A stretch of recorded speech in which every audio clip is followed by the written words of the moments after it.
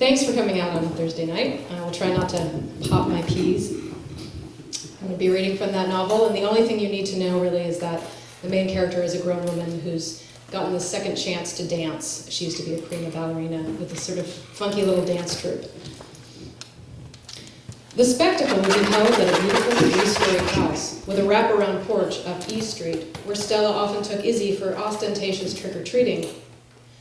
Rites of Spring, Isis called the spectacle, designed for a sweet 16 birthday that elicited a jealousy so potent in Stella she could taste its bitterness on her tongue. Stella and the girls were all dressed in pastel leotards and gauzy green wraparounds. She supposed they were meant to be flowers, tulips or something, and while she'd admired the prior spectacle, she couldn't help but feel that this one was uninspired, cliched even. But she kept her mouth shut. Perhaps there was only so much you could do when the subject was barely more than a child.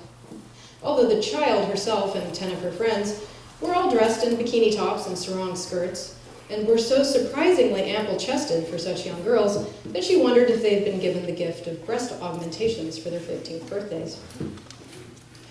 They'd begun to dance. It was a modern piece full of just enough melancholy and angst, clenched fists and limbs drawn back in on the body as though in emotional pain, coupled with optimistic enthusiasm, spinning out open, reaching toward one another and undulating around each other like girls playing tag. Stella saw birthday girl Sophia, her hair loose and sultry around her shoulders, yawning and casting snide glances at her friends, who spent more time adjusting their endowments and trying to capture the weak sunlight on their pale skin.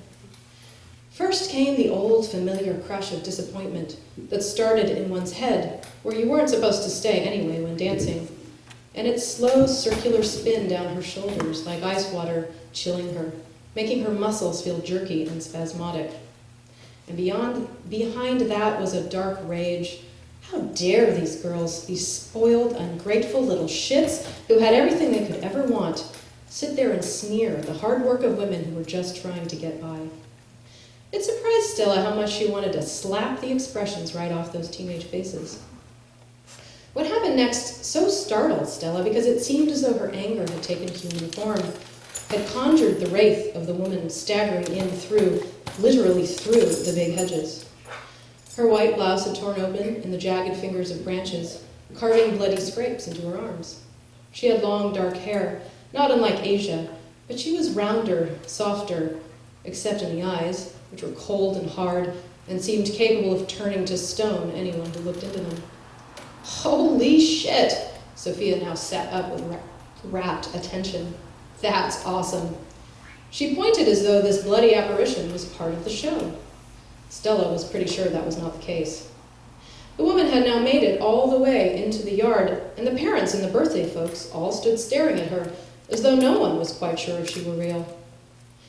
Despite the bloody arms and the torn open blouse, half tumbling out of an uneven ponytail, there was an otherworldly beauty to the woman.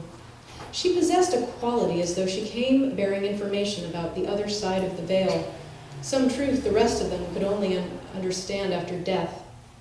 And then the woman opened her mouth as though to begin singing, and issued one howling, ravaged cry. "Julian, you liar, you asshole!" Julian had already begun moving toward the girl, face impassive. This was when the murmur among Frivolity Inc. began, a series of soft and hard consonants coalescing into a name. Brooke, that's Brooke. God, look at Brooke now.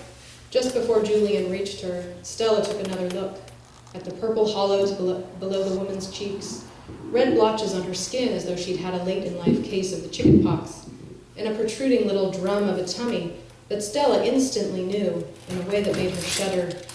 Pregnant. This mess of a woman was pregnant. Julian took the woman's arms in his and led her calmly away.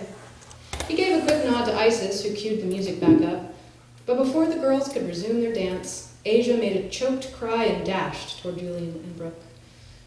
Julian, in a move so graceful it almost looked choreographed, too, grasped Asia's wrist in his other arm, pulled her against him, and hustled the two women off the property. Isis now shot them a look of such seriousness that they picked up dancing as though nothing had happened, and Stella channeled the adrenaline of the strange experience into a performance that suddenly had the girls' attention. When it was over, Isis hurried them out of the place. Julian and Brooke were nowhere to be found, but Asia sulked against the van, smoking and red-eyed. The women rushed her and began a chorus of questions. Why was Brooke here? How'd she know about the spectacle? Obviously, she's been back at the meth again. Asia kept her mouth firmly clamped during the interrogation, and then at last, "That motherfucker better do her right," is all she would say. "She's obviously into drugs again, Age." Lena reached inside the open window of the van and extracted a pack of Marlboros and a lighter, despite Asia's scowl. Asia stood up tall at her impressive height and leaned in over Lena like she meant to crush her with her bare hands. "Don't talk to me about her. You turned your back on her."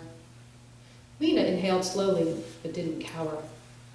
If that's what you want to call letting someone go who steals, lies, can't show up to work on time, and when she does can't function, so be it. Stella had the oddest feeling that this dialogue was for her benefit.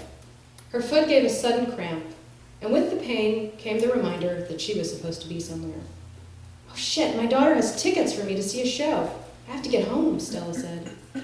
Lena looked at her through a cloud of smoke. "You'll get there when you get there, Stella. You know the deal." Stella bit her tongue, blood rising up with its copper penny tang. Twice in one day she'd wanted to hurt someone. This was not like her at all. Thank you.